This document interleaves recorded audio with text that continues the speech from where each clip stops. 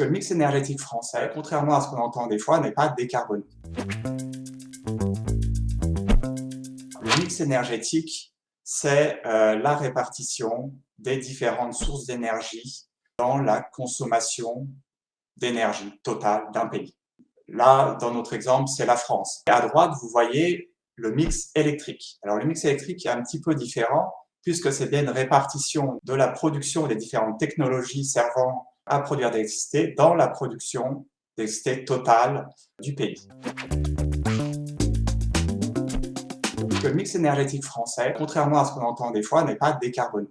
Il y a 60% du mix énergétique français qui est de l'énergie fossile. Le roi, disons, du mix énergétique français, c'est notre ami le pétrole, alors du pétrole raffiné, parce qu'encore une fois, on parle de consommation finale, donc ça va être le diesel, l'essence que vous mettez dans votre voiture, le fioul que vous brûlez, et bien entendu, au niveau de votre consommation d'énergie en tant que ménage, en tant que particulier, il suffit que vous ayez, vous aussi, une voiture thermique, que vous ayez un chauffage qui marche au fioul, qui marche au gaz naturel, votre consommation d'énergie est dominée par les énergies fossiles.